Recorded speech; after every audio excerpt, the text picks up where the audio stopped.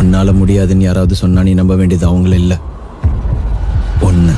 Hello நம்ம இன்னைக்கு இந்த வீடியோவில் பிக் பாஸ் சீசன் 7 டே 79 இருக்கு இல்லையா, அதை தான் ரிவ்யூ பண்ண போகிறோம் அப்படின்னே சொல்லலாம். ஸோ டே 79 பொறுத்த வரைக்குமே பார்த்தோம் அப்படின்னா பிக் பாஸ்க்குள்ளே வரக்கூடிய ஒவ்வொரு கண்டஸ்டன்ட்ஸ்க்குமே என்ன ஆசையாக இருக்குன்னா அந்த ஃப்ரீசிங் டாஸ்க் இருக்கு இல்லையா, அந்த ஃப்ரீசிங் டாஸ்க் அப்படின்ற வரைக்கும் நம்ம போயிடணும். நம்மளுடைய ஃபேமிலியுமே பார்த்தோம் அப்படின்னா இவ்வளோ பெரிய டெலிவிஷன் இவ்வளோ பெரிய பிளாட்ஃபார்மில் பார்த்தோம் அப்படின்னா நம்ம நல்லா விளையாண்டோம் அப்படின்னா தான் அந்த ஃப்ரீசிங் டாஸ்க் இருக்கு இல்லையா.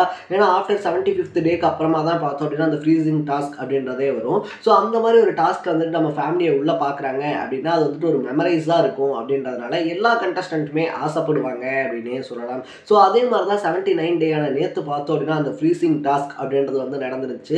இந்த டாஸ்கில் பார்த்தோம் அப்படின்னா நிறைய பேரோட பேரண்ட்ஸ் அப்படின்றவங்க உள்ளே வந்திருந்தாங்க அப்படின்னே சொல்லலாம். ஸோ பூர்ணிமா, அர்ச்சனா, இன்னொரு பக்கத்தில் பார்த்தோன்னா விஜயவர்மா, இவங்களோட பேரண்ட்ஸ்லாம் உள்ளே வந்ததோட மட்டும் இல்லாமல் ஒவ்வொருத்தருமே ஒவ்வொரு மாதிரியான எமோஷன்ஸ் அப்படின்றத வெளிப்படுத்தியிருந்தாங்க. அது மட்டும் இல்லாமல் இந்த வீக் ஃபுல்லாகவே பார்த்தோம் அப்படின்னா அந்த ஃப்ரீசிங் டாஸ்க் இருக்கு இல்லையா, அந்த ஃப்ரீசிங் டாஸ்க் தான் வந்து நடக்க போகுது. ஒவ்வொரு நாளும் பார்த்தோம் அப்படின்னா ஒவ்வொரு மெம்பர் வந்து உங்களை மீட் பண்ணிக்கிட்டே இருப்பாங்க அப்படின்னு சொல்லிட்டு இந்த வீக் ஃபுல்லாகவே பார்த்தோம் அப்படின்னா மெமரிஸ் வீக்காக மாற்றிருக்காங்க அப்படின்னு தான் சொல்லணும். ஸோ இது மட்டும் இல்லாமல் இன்னும் எக்கச்சக்கமான இன்ட்ரெஸ்டிங்கான விஷயங்கள் அப்படின்றது டே 79 நடந்துச்சு. டே 79 மட்டும் இல்லாமல் 100 டேஸ்க்கான அப்டேட்ஸ் இருக்கு இல்லையா, அதை நீங்கள் தொடர்ந்து பார்க்கணும் அப்படின்னு ஆசைப்பட்டீங்கன்னா மறக்காம நம்ம சேனலை சப்ஸ்கிரைப் பண்ணிக்கோங்க. So first of all day ஸ்டார்டிங்லேயே பார்த்தோம் அப்படின்னா இந்த வீக் வந்துட்டு ஃப்ரீசிங் டாஸ்க் அப்படின்றது தான் பார்த்தோன்னா டைரெக்டாகவே அனௌன்ஸ் பண்ணிட்டாங்க. யாருடைய பேரண்ட் தான் முதல்ல வரப்போகிறாங்க அப்படின்னு சொல்லிட்டு எல்லாருமே பார்த்தோன்னா எக்ஸ்பெக்டேஷன்ஸில் இருக்கும்போது பூர்ணிமாவுடைய அம்மா இருக்காங்க இல்லையா, அவங்க தான் உள்ளே வந்திருந்தாங்க அப்படின்னே சொல்லலாம். ஸோ பூர்ணிமாவை கொஞ்சினது, அவங்கள பாராட்டினது இதெல்லாம் ஓகே தான். பட் சடனாக பார்த்தோம் அப்படின்னா விசித்ரா இருக்காங்க இல்லையா, விசித்ரா, விஜய் அர்ச்சனா இவங்க 2 பேர்த்தையுமே செலிப்ரேட் பண்ணி அவங்கள்ட்ட நல்லா பேசி அவங்கள கொஞ்சம் போது பார்த்தோன்னா பூர்ணிமாவுடைய ஃபேஸே மாறி போயிடுச்சு அப்படின்னு தான் சொல்லணும். அம்மா நான் தான் உன் பொண்ணு, அர்ச்சனா உன் பொண்ணு இல்லை அப்படின்ற மாதிரி தான். ஏன்னா அவங்க பேரண்ட்டை பொறுத்த வரைக்குமே பார்த்தோம் அப்படின்னா எதுவுமே நெகட்டிவாக பெருசாக எதுவும் சொல்லாமல் உன் கேமில் மட்டும் கான்சன்ட்ரேட் பண்ணு, தேவையில்லாமல் பேசாத, கலாய்க்கிறது அப்படின்னா வந்துட்டு வேர்ட்ஸ் வந்து லிமிட்டாக யூஸ் பண்ணு அப்படின்னு சொல்லிட்டு நார்மலாக ஒரு கேம் விளையாடக்கூடியவங்க இருக்காங்க இல்லையா, நம்ம நெகட்டிவாக சொல்லி பார்த்தோம் அப்படின்னா அவங்களுடைய கேம்லேருந்து அவங்களுக்கு இருக்கக்கூடிய ஹோப் அப்படின்றத விட்டுறக்கூடாது. ஏன்னா பூர்ணிமாவுக்கு பார்த்தோம் அப்படின்னா ஹோப்புன்ற மாதிரி நிறைய விஷயங்கள் நடந்திருக்கு அப்படின்னு தான் சொல்லணும். அது மட்டும் இல்லாமல் பார்த்தோம் அப்படின்னா அவங்களுடைய காலேஜ் ஃப்ரெண்ட் இருக்காங்க இல்லையா, அவங்க உள்ளப்போ வந்தப்போ கூட பார்த்தோம் அப்படின்னா இவங்களை கண்டுக்காமல் போயிட்டாங்கன்னு சொல்லி ரொம்ப ஃபீல் பண்ணிக்கிட்டு இருந்தாங்க. ஸோ நம்ம நெகட்டிவாகவும் சொல்லிடக்கூடாது, அதே நேரத்தில் நீ பாசிட்டிவாக பண்ணிகிட்டு இருக்க, செம்மையாக பண்ணிகிட்டு இருக்கேன்னு சொல்லி நம்ம பாசிட்டிவாகவும் சொல்லிடக்கூடாது.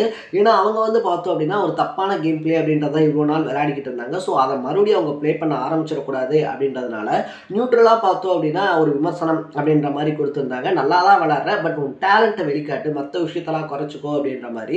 அது மட்டும் இல்லாமல் பார்த்தோம் அப்படின்னா அவங்க நிறைய பேரோட நிறைய சண்டை போட்டிருக்காங்க, அவங்களோட விஷ்ணு விஜய் நிறைய சண்டை போட்டிருக்காரு. அப்படிலாம் இருந்தாலும் கூட அதை பற்றி எதையுமே பெருசாக கண்டுக்கல, இது ஒரு கேம் தான் அப்படின்னு சொல்லி கிராஸ் பண்ணி போயிட்டாங்க அப்படின்னே சொல்லலாம்.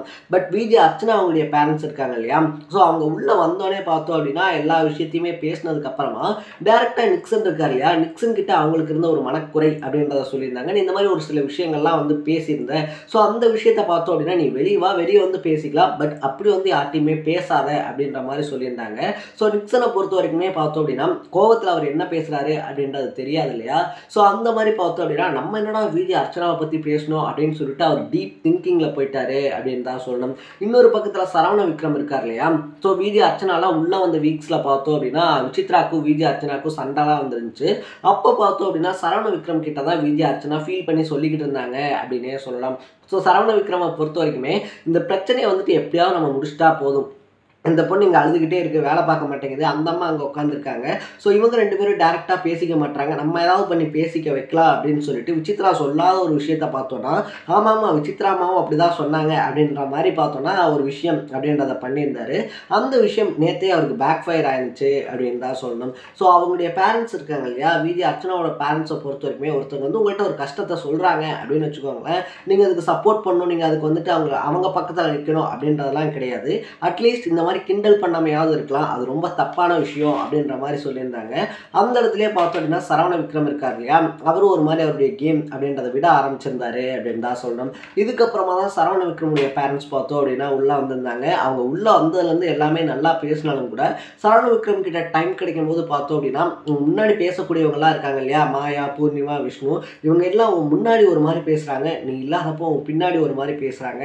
ஸோ அவருடைய கேம் இருக்கு இல்லையா அதில் கான்சன்ட்ரேட் பண்ணு அப்படின்னு அப்படின்னு சொன்னதோட மட்டும் இல்லாமல் சரவண விக்ரமோட அம்மா ஒரு ஸ்டெப் மேலே போய் பார்த்தோம் அப்படின்னா இந்த வீக் நீ வெளியே வரதுக்கான வாய்ப்பு அப்படின்றது தான் ரொம்ப அதிகமாக இருக்குது. ஸோ உள்ளே இருக்க வரைக்குமே பார்த்தோம் அப்படின்னா ஜாலியாக ஃபன் பண்ணிட்டு வா அப்படின்னு சொல்லிட்டு டேரெக்டாகவே அவங்களுடைய பாயிண்ட் அப்படின்றத எடுத்து கொடுத்துட்டு போயிட்டாங்க. எனக்கு பிடிச்ச பேரண்ட் யார் அப்படின்னு சொல்லி பார்த்தோன்னா விஜயவர்மா இருக்கார் இல்லையா, அவங்களுடைய அம்மா தான் அப்படின்னே சொல்லலாம். ஸோ எல்லா விஷயத்தையுமே பார்த்தோம் அப்படின்னா ரொம்ப கூலாக கேஷுவலாக பார்த்தோம் அப்படின்னா ஹேண்டில் பண்ணியிருந்தாங்க. இந்த கேமு ஸ்ட்ராட்டஜி, நீ ஜெயிக்கணும், அவன் அதை சொல்கிறான், இவன் இதை சொல்கிறான் அப்படின்ற மாதிரி எந்த விஷயமும் இல்லாமல் பார்த்தோம் அப்படின்னா சாதாரணமாக நம்ம பையனை எங்கேயாவது படிக்கிற பையனை ஒரு இடத்துல பார்க்க போனோம் அப்படின்னா எப்படி பார்ப்போமோ அதே மாதிரி பார்த்தோம் அப்படின்னா எல்லா ஹவுஸ்மேட்ஸ் இருக்காங்க இல்லையா, அவங்கள மாதிரியே தான் விஜயவர்மாவையும் ட்ரீட் பண்ணிக்கிட்டு இருந்தாங்க அப்படின்னு தான் சொல்லணும். ஸோ உள்ளே வந்து கெஸ்ட்லாம் இருக்காங்க இல்லையா, ஸோ உங்கள் பேரண்ட்ஸ் எல்லாத்துக்குமே நீங்கள் ஏதாவது ரிட்டன் கிஃப்ட் கொடுக்கணும் அப்படின்னு சொன்னோடனே ஒவ்வொரு ஹவுஸ்மேட்ஸுமே பார்த்தோம் அப்படின்னா அவங்க கையில் கிடைச்சது அவங்க வச்சிருக்கக்கூடிய திங்ஸ் இருக்கு இல்லையா, அந்த மாதிரி அவங்களால முடிஞ்ச சின்ன சின்ன ரிட்டன் கிஃப்ட்ஸ் அப்படின்றத பண்ணியிருந்தாங்க. ஸோ அவங்க வந்து ரிட்டன் கிஃப்ட் பண்ணிட்டாங்க இல்லையா. நீங்கள் எல்லாருமே சேர்ந்து பார்த்தோம் அப்படின்னா பேரண்ட்ஸினுடைய ஃபேவரட் அப்படின்னு சொல்லிட்டு ஏதாவது ஒரு கேரக்டரை சூஸ் பண்ணணும் அப்படின்ற மாதிரி பிக் பாஸ் சொல்லியிருந்தாரு. ஸோ அந்த இடத்துல யாரா இவங்க வந்து சூஸ் பண்ண போகிறாங்க, ஏன்னா 4 பேருக்குமே பார்த்தோம் அப்படின்னா அவங்கவுங்க பசங்க அவங்கவுங்க பொண்ணுங்க ஜெயிக்கணும் அப்படின்றத ஆசையாக இருக்கும். பட் அவங்க எடுத்து வச்ச பாயிண்ட் இருக்கு இல்லையா, அது பர்சனலாக எனக்கு ரொம்பவே பிடிச்சிருந்துச்சு அப்படின்னே சொல்லலாம். ஸோ இங்கே வந்து நம்ம பசங்க பிள்ளைங்க எல்லாருமே நல்லா விளையாடிக்கிட்டு இருக்காங்க. பட் அவங்கள கைட் பண்ணுறதா இருந்தாலும் சரி, யாராவது ஒருத்தர் பார்த்தோம் அப்படின்னா ரொம்ப டவுன் ஆகும்போதாக இருந்தாலும் சரி, அம்மா அப்படின்ற ஒரு ஸ்தானம் இருக்கு இல்லையா. ஸோ நம்மலாம் வந்துட்டு நம்ம குழந்தைகளை எப்படி பார்க்குறோமோ எப்படி வளர்க்குறோமோ அதே மாதிரி இந்த வீட்டுக்குள்ளே பார்த்தோம் அப்படின்னா நம்ம குழந்தைங்க தப்பு பண்ணும்போது அதை சொல்கிறதா இருந்தாலும் சரி, இல்லைனா டவுன் ஆகும்போது அவங்கள தூக்கி நிறுத்துறதா இருந்தாலும் சரி, இந்த மாதிரி வேலைலாம் பார்த்தோம் அப்படின்னா விசித்ரா இருக்காங்க இல்லையா, அவங்க தான் பண்ணிக்கிட்டு இருக்காங்க.